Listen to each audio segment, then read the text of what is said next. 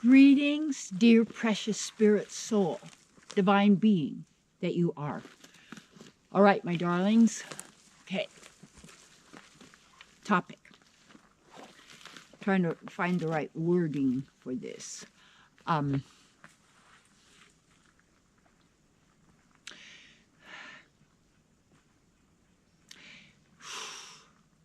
Empowerment is important. Empowerment is important. And what that means is, right now, whether you know it or not, there is a war. There's war going on, conflict, violence, struggles, children being exploited and hurt and raped and murdered, adults, women, little boys, men, war, fighting. Wait a minute. All of this, and we've been so conditioned and programmed to believe with our his story books and the history of everything, and saying that we're warlike, we're naturally warlike. Look what we have done. No, that's not our true divine nature at all. That is the mind. That is the mind program. That is the conditioning. That is constantly telling us and testing us in schools and situations, whether it's true or false, multiple choice, blah, blah, blah, blah, which is all systematic programming to have, for people, humanity, to have a one focused consciousness that has been dictated to them by someone else. And each of us, it could be family members, it's religious members, government members, medical members, religion members. I mean, it could be anybody, because you see, really, people who are evil intent. And what that means is to drain the resources, the life force, the energy from others. Win-lose, gambling, so to speak. And how do we not win the war? Forget the war. And because this conflict is the system that is set up for us to war on ourselves, to abuse ourselves, to hate our family members, to hate our neighbors, to hate people whose skin is a different color, or who have a different, they're male or female. Is it, and when you get everybody interfering always and telling you what to eat and what you can drink and what you need to wear and what your body needs to look at and where you need to live, you have all of this. What it does is it splinters us, it fragments us, because we're not based on what's most important. What we need to do in order to really empower ourselves and transcend this lie of who and what we are, and to restore ourselves to who we are now and eternally, because we are eternal. And what that means is we need to bond together, to acknowledge and recognize our unity.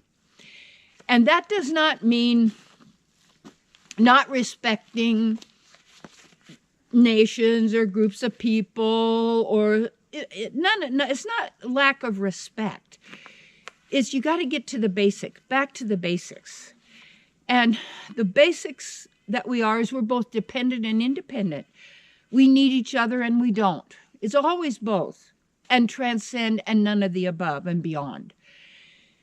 And by keeping us fighting and hating each other, and then having whatever media it is there to be convincing us that others want to hurt us and harm us and stop us, other people or humans, our neighbors, our friends, our people from another country, a different color or a different anything.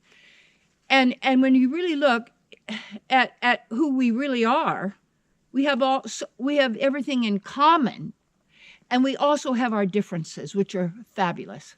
In fact, I had picked up a old Reader's Digest of probably about in the probably the late 1920s or maybe early 1930s.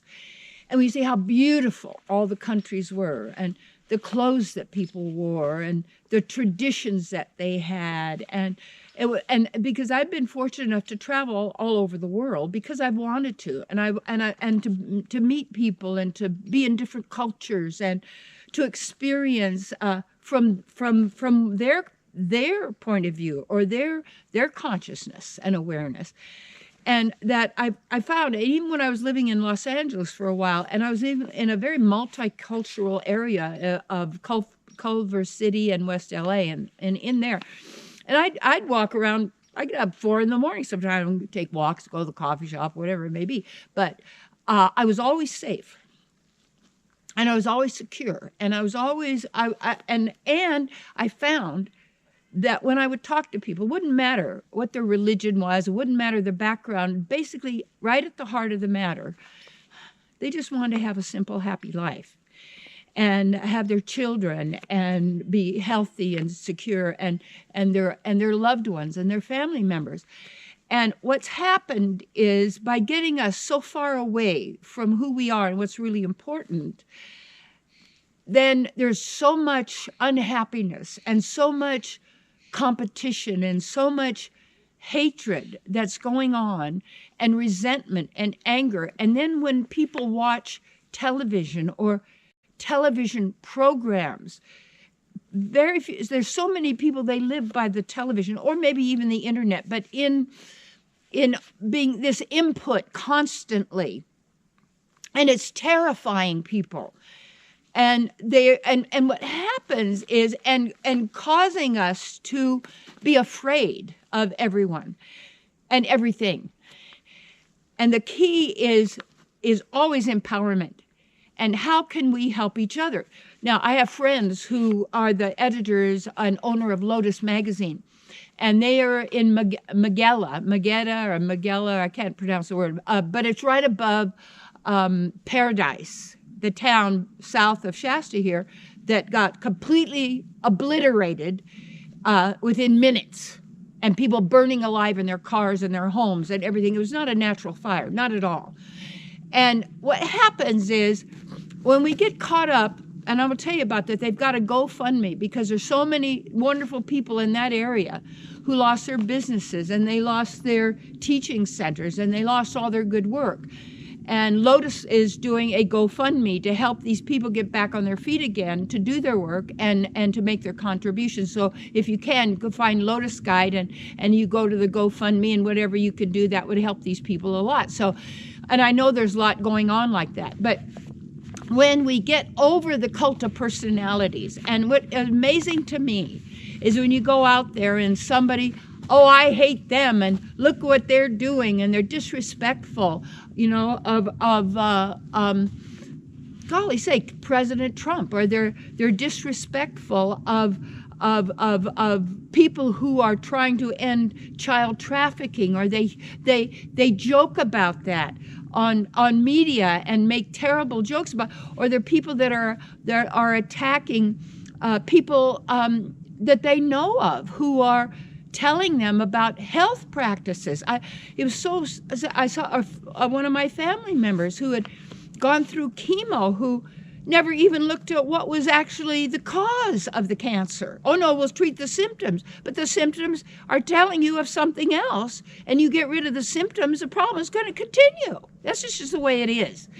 And if we're going to help each other,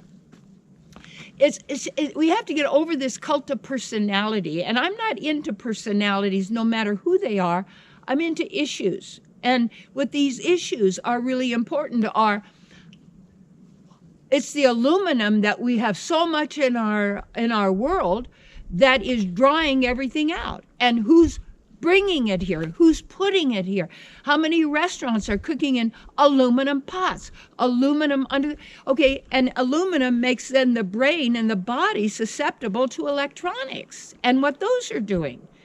And what we need to do, because, see, I'm even hesitant about sending information to people I know and love, because they'll go, oh, well, you're one of these people and you're one of those people. No, I'm not. I'm one of your people. And when you're looking to see what is the cause of depowerment, and the word depower is not even included in their dictionary because they don't want you to know it's existing. It's taking your power away by giving our power to stupidity, to celebrities, to personalities that we're hating or loving or no. This is where we need to band together to get beyond this media programming, beyond educational programming, beyond government programming, beyond business, money, and banking and religion programming. And it's very amazing. It's the Abrahamic religions that cause all the trouble because they're based on my God hates your God, or my God says we're the people and you're vermin and we're going to kill you. Well, you know what? Your God isn't my God. Are you serious? Oh, well, my God says so. It means it for you. Really? What a lame idea. It's a concept. It's an idea.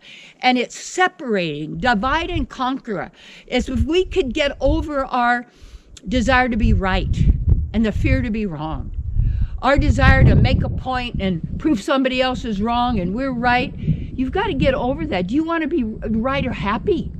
Do you want to be right or do you want to live in harmony and abundance and prosperity? There was a king in India and his name was Ashok. And he had a huge area that was land in that area, and he invited the top craftspeople and artists and artisans and people into his realm and said, you just give me 10% off the top of whatever you make. I will protect you. I will keep everything beautiful. I will have roads and water and all of this. And you know, under his work, because he was working for them, that was not that the people were just working for him. He was working for the people, truly. And what happened was everybody in his realm were so wealthy, they ate off 24-karat gold plates of whatever food they had. They were abundant in every way. And what happens is with all of the entities or energies that want us to stay ignorant of who we are, keep us fighting, keep us in trivia, keeping of these little talk shows on the TV that are so petty, so nasty, so filthy, so discouraging, so attacking, and it's getting a lot of feeble-minded people who are so easily swayed and so easily controlled that have no idea what's going on, and it's causing us to become, what would you say, like a flesh-eating virus and a walking flesh-eating virus. So how do we end that disease, dis-ease, loss of comfort? We've got to each take a stand and be who we are and do our own research, and whatever that research, to even look into what we don't want to look into or find out what other people are saying or what other people are doing. But ultimately, you get right back to where you are in your own house, in your own body, in that own temple of the living God, and that you are an eternal being. And all is possible for you and everyone. And so how we come together as family is to get to the heart of the matter and to take a look at separating ourselves, not from ourselves and each other, but from all the lies, all the royals, all the elitists, all the, what do you call it, all of the superiors, because you're an inferior. No, what that means is when you right where you are, know and be who you are already living in the spiritual realm. And your world is magnificent. And then everyone you touch and what you do is a gift, is a be moring, because I don't say be less you, bless you, be less you. It's a be moring to be more of you and more of each other. Now is the time to bring forth our heart, our compassion, our consciousness, not to bring violence and war and this into our lives, but to center, have our meditation, be who we are, and wherever we are, be powerful.